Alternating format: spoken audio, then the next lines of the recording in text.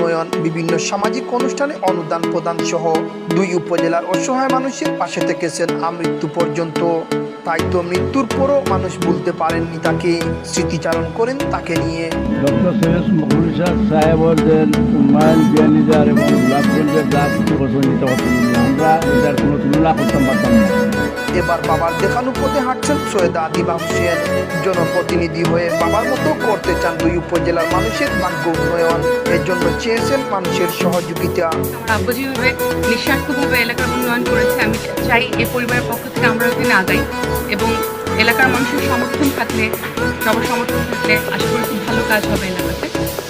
বাবার জায়গায় মেয়ে আসলে অবশ্যই তার সাথে কাজ করবেন বলে জানান মানুষ। তার মেয়ে হারাইছেন, তার মেয়ের লগে আমরা আউ্বাল তাকে হারানো থাকি হায়াতে যে খুশি, হায়াতে খুশি দিতে যতটুকু থাকবো ততটুকু আল্লাহর ক্ষমতা দান দিতে থাকবো।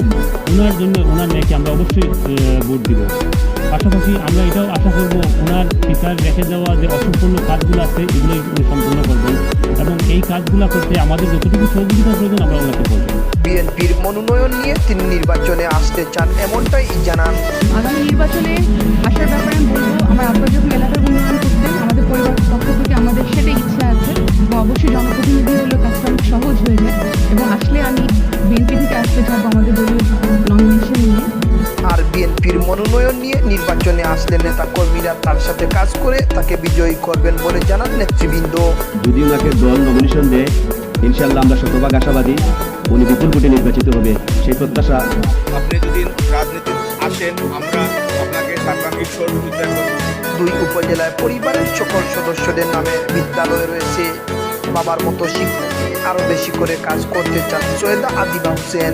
সবার নামে স্কুল করেছেন, আল্লাহ ওনাকে হায়াত দিলে উনি আরও করতেন, ওনার আরও অনেক অবদান থাকতো এবং আমি আশা করি বিয়ানীবাজার এবং গোলাপগঞ্জ উপজেলার সামনে আরও অনেক শিক্ষার নিয়ে অনেক কাজ হবে। আমি এগুলোতে কাজ করতে চাই। গরিব মেধাবী শিক্ষার্থীদের জন্য ব্যাপক কাজ করেছেন ডক্টর সৈয়দ মকবুল হোসেন লেচুমিয়া। উনি যে কলেজগুলার পাশে দাঁড়িয়েছেন, আমি এটাকে প্রাউড ফিল করছি। উনি যে আসছেন, এসে যে এই হতদরিদ্র মানুষের পাশে দাঁড়িয়েছেন, শিক্ষার্থীদের পাশে দাঁড়িয়েছেন, ওনার এই অবদানটুকু আসলে অবিস্মরণীয়। শিক্ষা ক্ষেত্রে যে একটি অনন্য অবদান, সেটা অনস্বীকার্য। সিলেট সয়ারচন্দ্র গোলাপগঞ্জ বিয়ানীবাজারের মানুষ অবশ্যই স্বীকার করে। এদিকে সৈয়দা আদিবা হোসেন নির্বাচন করবেন জানিয়ে প্রাথমিকভাবে প্রচারণা শুরু করলে দুই উপজেলায় বিষয়টি ব্যাপক সাড়া ফেলেছে। আলোচনার কেন্দ্রবিন্দুতে এখন সৈয়দা আদিবা হোসেন।